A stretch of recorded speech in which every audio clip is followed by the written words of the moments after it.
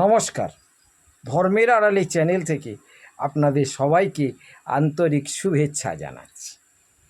আচ্ছা, আমরা দেখেছি কালী মন্দিরের সামনে যেসব পাঁঠাগুলো বলি হয়, সেই পাঁঠার মাংস মা কালী তো এসে মূর্তির মধ্যে দিয়ে এসে সেগুলো তো চিবিয়ে খান না, কিন্তু আমরা বলে থাকি সেগুলো মা কালীর প্রসাদী মাংস। মায়ের সামনে বলি হয়েছে, মায়ের সামনে বলি হয়েছে বলে ওটা মায়ের প্রসাদী মাংস, ছাগলের মাংস। কাপালিক শ্রেণীর ব্রাহ্মণরা বা কাপালিক শ্রেণীর মানুষ যারা আছে তারা এগুলো বলেন যে মায়ের প্রসাদী মাংস, খুব ভক্তি ভরে খাও। আবার দেখবেন যে মন্দিরের বিগ্রহের সামনে যে প্রসাদ রাখা আছে বা আশেপাশে এরিয়া করা আছে যেখানে প্রসাদগুলো রাখা হয়, সেই প্রসাদগুলো তো বিগ্রহের মূর্তির মধ্যে দিয়ে প্রভু এসে হাতে গ্রহণ করে মুখে খাচ্ছেন, এরকম তো আমরা দেখি না। কিন্তু তবু আমরা বলি যে ওগুলো নিবেদিত প্রসাদ করে দিয়েছেন প্রভু, এটাই আমরা বলে থাকি। এবং এটাই তো ঠিক, যার উদ্দেশ্যে নিবেদন করা হচ্ছে তার প্রসাদ এটা, সে কালী মন্দিরে হোক, দুর্গা মন্দিরে হোক, শিব মন্দিরে হোক বা বিষ্ণু মন্দিরে হোক, হরিবাসরে হোক, যেখানে হোক। তাহলে আপনারা বলুন, যদি শ্রীকৃষ্ণের সামনে বলি দেওয়া হয়, পাঁঠা বলি, উট বলি, মানুষ বলিও দেওয়া হয়, তা তিনি নাই বা খেলেন এসে মূর্তির মধ্যে দিয়ে, তাহলে তো সেটা ধরে নেব যে শ্রীকৃষ্ণের কাছে বলি দেওয়া হয়েছে, সেই বলির মাংসটা তিনি গ্রহণ করেছেন। আজকের বিষয় হলো শ্রীকৃষ্ণের নরমাংস ভক্ষণ। আপনারা আমার সঙ্গে থাকুন, আমার চ্যানেলটা সাবস্ক্রাইব করুন, লাইক করুন, কমেন্ট করুন। বৃদ্ধ ব্রাহ্মণের ছদ্মবেশে শ্রীকৃষ্ণ এলেন কর্ণর ঘরে, কর্ণের রাজপ্রাসাদে এলেন। কেন এলেন? কর্ণকে পরীক্ষা করার জন্যে। কর্ণ মহাদানী, দানবীর কর্ণ, তাই তাকে পরীক্ষা করার জন্যে ব্রাহ্মণের ছদ্মবেশে শ্রীকৃষ্ণ কর্ণের রাজপ্রাসাদে এলেন। সবই জানেন। এবারে শ্রীকৃষ্ণ কর্ণে প্রতিজ্ঞা করে নিলেন যে আমি যা চাইব তুমি তাই দেবে। প্রতিজ্ঞা করলেন এবং শেষে তিনি বললেন যে তোমার ছেলে, একমাত্র ছেলে বিষকেতুকে নিজে হাতে রান্না করে দিতে হবে, তোমার স্ত্রী নিজে হাতে রান্না করবে আর তোমরা দুজনে মিলে তাকে কাটবে। রাজি হয়ে গেল। একটা কথা ভেবে দেখুন, সেখানে কিন্তু কৃষ্ণ উপস্থিত ছিলেন, কৃষ্ণর বিগ্রহ নয়, স্বয়ং কৃষ্ণ ব্রাহ্মণ রূপে উপস্থিত ছিলেন। ব্রাহ্মণ রূপে উপস্থিত থেকে তাঁর পৃষ্ঠপোষকতায় বৃষকেতুকে কাটা হয়েছিল। তাই তো আপনারা তো কীর্তনে তাই শোনেন, ভগবত পথে তাই তো শোনেন। পরে বাঁচিয়ে দিয়েছিলেন কি বাঁচিয়ে দেননি সেটা বড় কথা নয়, কাটা তো হয়েছিল। ব্রাহ্মণ রূপী শ্রীকৃষ্ণের সামনে বৃষকেতুকে তো কাটা হয়েছিল, এটা হ্যাঁ কি না বলুন। আপনি বলবেন সে তো পরে বাঁচিয়ে দিয়েছে। মূর্খের মতো ভাববেন না, মূর্খের মতো কমেন্ট করবেন না, মূর্খের মতো এই বিষয়টাকে নেবেন না। শ্রীকৃষ্ণ সেই কাটাটা দেখলেন, একটা শিশু কাটা হয়েছে, ছটফট করছে, রক্তে মাখামাখি হয়েছে, এগুলো সব তিনি দেখলেন। এটা দেখলেন, আপনারা কিন্তু প্রমাণ করছেন, কীর্তনিয়া কিন্তু প্রমাণ করছেন। কারণ মাথাটা রেখেছিল লুকিয়ে পদ্মাবতী, কর্ণের স্ত্রী, যে মাথাটা একটু দেখব, শিশু সন্তানটাকে দেখব। তখন সেই ব্রাহ্মণরূপী শ্রীকৃষ্ণ কি বললেন? যে মাথাটাকে চাটনি করে দেবে, মাথাটা চাটনি করে দেবে, ওটা খাবো। তাহলে তিনি সেখানে স্বয়ং উপস্থিত ছিলেন। আপনি বলবেন খাননি, খাননি। যখন ওই মাংসটা নিবেদন করতে দিয়েছেন তিনি খাননি। আর নিবেদন করতে দিয়েছিলেন, খেয়েছে কি না খেয়েছে সেই প্রশ্নটাতে আমি আসবো না। মন্দিরে মূর্তির সামনে পাঁটা কাটা হলে সেই পাঁটার মাংসটাকে আমরা মায়ের প্রসাদী মাংস বলি, হ্যাঁ কি না? এটা কথা ভেবে দেখুন। তাহলে শ্রীকৃষ্ণর সামনে বিষকেতুকে কাটা হয়েছিল, বা হয়তো দূরে নিয়ে গিয়ে কাটা হয়েছিল, তার পৃষ্ঠপোষকে তো খুন করা হয়েছিল সেই শিশুটাকে যখন কাটা হয় তিনি শিশুটা ছটফট করেছে, জীবন বাঁচার জন্য চিৎকার করেছে। তাহলে সেই নারকীয় ঘটনার সাক্ষী ছিলেন এবং পৃষ্ঠপোষক ছিলেন এবং সম্পাদক ছিলেন ভগবান শ্রীকৃষ্ণ। এটা প্রমাণ হয় কিনা আপনারা ভেবে দেখুন। কীর্তনীয়রা এটা প্রমাণ করে দিচ্ছে, তাদের কথা এটা প্রমাণ হচ্ছে যে ভগবান শ্রীকৃষ্ণর পৃষ্ঠপোষকতায় সেখানে নরবলি হয়েছিল, অর্থাৎ তিনি নরবলি গ্রহণ করেছেন। মূর্তির মধ্যে দিয়ে ভগবান এসে যখন ফল মিষ্টি খায় না, মূর্তির মধ্যে দিয়ে কালী এসে যখন মাংস ছিঁড়ে ছিঁড়ে খায় না, তবু সেটা প্রসাদী হয়। আর ভগবান শ্রীকৃষ্ণের সামনে যদি এটা করা হয়ে থাকে, নরবলি দেওয়া হয়ে থাকে, তাহলে তিনি সেটা খেয়েছেন ধরে নিতে হবে।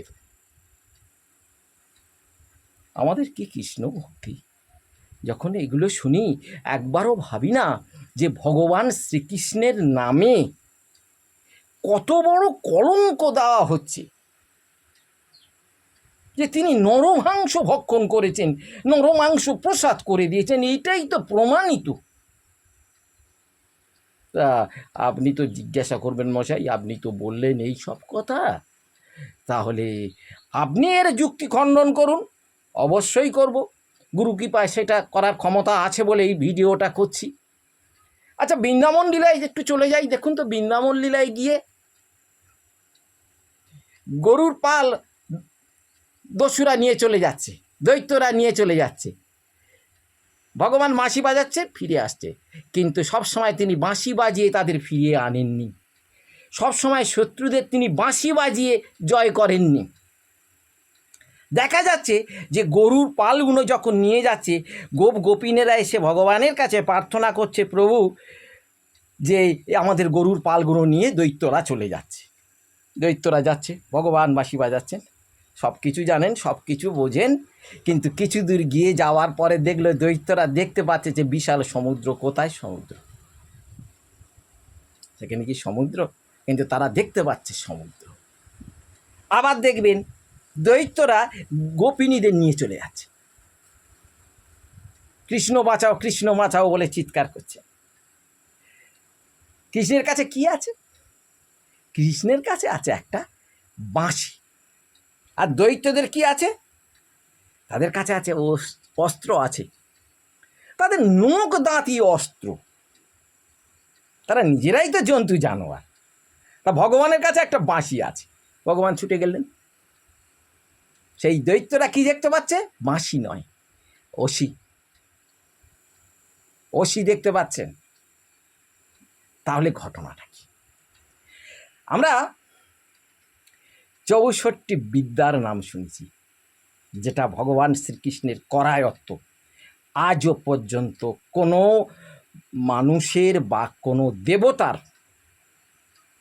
কৃষ্ণ তো দেবতা নন, কৃষ্ণ তো ভগবান, 64 বিদ্যা তাঁর করায়ত্ত।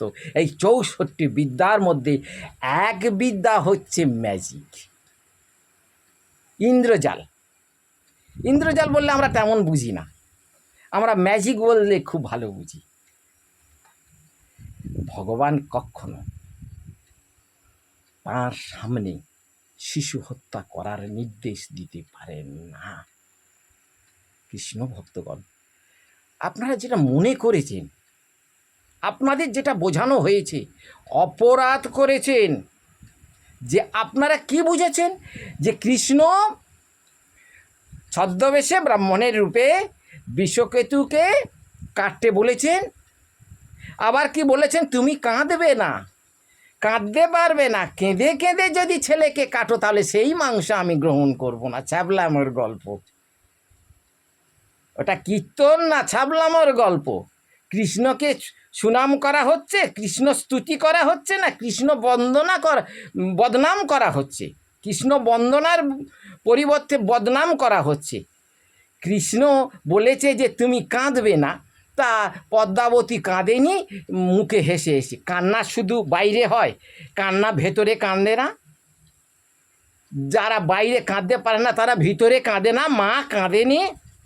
মা তার সন্তানকে কেটে খাওয়াচ্ছে রাক্ষসকে, তাহলে মা কাঁদেনি? আর সেইটা ভগবান জানতে পারেননি? মায়ের চোখে জল পড়েনি? মা যখন শিশুটাকে কাটছে করাত দিয়ে, নৃশংসভাবে কাটছে মা বাবা দুজনে মিলে, সেই সময় মায়ের অন্তর বাবার অন্তর কাঁদেনি? কিন্তু এই ব্রাহ্মণ বলেছে তুমি কাঁদতে পারবে না। বাইরে কাঁদেনি কিন্তু ভেতরে কেঁদেছে তো। তা ব্রাহ্মণ রূপী কৃষ্ণ অন্তর্যামী তো, তিনি জানতে পারেননি? কথাটা কি ঠিক? আবার দেখুন, এই উপাখ্যানটাই ভুল। কি না, তুমি নিজে হাতে রান্না করবে। কর্ণ তো অঙ্গরাজ, দুর্যোধনের অঙ্গরাজ। অঙ্গরাজ মানে আমাদের একটা রাজ্যের মুখ্যমন্ত্রী যিনি, অঙ্গরাজ। তাই তা অঙ্গরাজের পাচক নেই, জিচাকর নেই? কোথাও কি ওখানে লেখা রয়েছে যে এই রান্নাটা অন্য কাউকে করতে বলা হয়েছিল? এখানে পুরাণ দেখিয়ে দিয়েছে যে উনি রাজার মতো কোনো কিছু, তার আভিজাত্য নেই। কেন পদ্মাবতী রান্না করবে? কেন রান্না করার জন্য আলাদা লোক আছে? কোথায় বলেছে যে অন্য সব এরা পাচকরা তারা রান্না করবে না বলেছে, তাই পদ্মাবতী বাধ্য হয়ে রান্না করেছে? তাহলে উপাখ্যানটার মধ্যে গলদ আছে। সেই ভুল উপাখ্যানটা আমাদের কাছে তুলে দিয়ে কৃষ্ণকে নরমাংস ভোগী তুলে দেওয়া হচ্ছে, আমাদের সামনে তুলে ধরা হচ্ছে কৃষ্ণ নরমাংস ভোগী।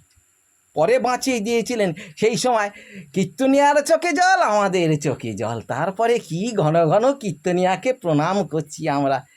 কৃষ্ণকে নরমাংস ভোগী প্রমাণ করে দেওয়ার পরে, তারপরে যখন বিষকেতু বেঁচে গেছে, আগে যে কৃষ্ণকে বদনাম করে দিচ্ছি আমরা, আগে ভগবানকে বলে দিচ্ছি তুমি মাংস খেয়েছো, মানে সামনে যখন নিবেদন হয়ে কাটাকুটি হয়েছে তো তার নিবেদন হয়ে গেছে, আগে তাকে ছোট করে দিচ্ছি। তারপরে কীর্তনিয়াদের পায়ে প্রণাম, গণ প্রণাম করে। আমি আপনাদের বোঝাতে চাইলাম যে কৃষ্ণের সম্মুখে এই লীলাটা হয়নি, কোনো জীব হত্যা হয়নি।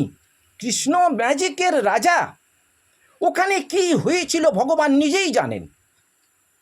স্টেজের মধ্যে কি হয় আমরা জানি, কিন্তু আমরা দেখতে পাচ্ছি যে একটা কৌটোর মধ্যে আগুন জ্বালাবার পরে সেটা ঢাকা দেওয়ার পরে একটা বকম উড়ে যাচ্ছে, পায়রা উড়ে যাচ্ছে, কিন্তু ওখানে কি হয়েছিল আমরা জানি। তো এই কর্ণের সমীপে, কর্ণের রাজপ্রাসাদে কি হয়েছিল সেটা আমরা জানি না, কিন্তু কখনোই জীব হত্যা ওখানে হয়নি, বিষকেতুকে কাটা হয়নি। আমাদের ভুল ধারণা, আমরা কোনো দিন এটাকে মেনে নেব না। ভালো থাকবেন, নমস্কার।